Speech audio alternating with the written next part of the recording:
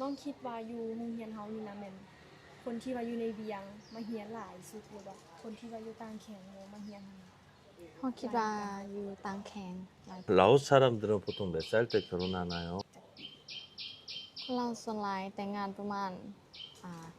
ถ้าคิดว่าต่ำๆหั่นน่ะคิดว่าประมาณ22หรือว่า23ถ้าสูงๆแดก็อาจจะ27 28 주변에 사람 보통 결혼할 때 신속 지장금 보통 한 얼마씩? ค่าดองว่าถ้าว่าแบบทั่วๆไปคือบ้านเฮาอีหยังหั่นน่ะ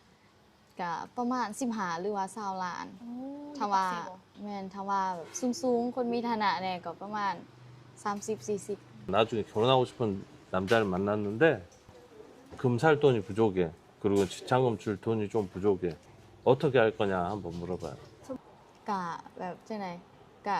บ่แต่งแล้วก็อยู่นํกันหั่นน่ะแล้วก็จึงค่อยหานํกันมา คันพ่อแม่ห้ามนี่คือจังได๋ พ่อแม่ห้ามแต่ว่าเฮาฮักว่าอันนี้มัน มันก็ต้องแบบให้พ่อแม่เข้าใจหั่นน่ะถ้าว่าบ่เข้าใจแล้วก็มันก็ขึ้นกับเฮาแน่ว่าเฮาจะเชื่อฟังเพิ่นหรือบ่อีหยังหั่นน่ะ 부모님이 반대하잖아? 그럼 부모님 말을 들을 사람이 많을 것 같아? 아니면 안 들을 사람이 많을 것 같아? แต่ว่าเปอร์เซ็นต์ที่ฟังหั่นว่าคิดว่ามีน้อยประมาณ30แต่ว่าเปอร์เซ็นต์ที่บ่ฟังประมาณ70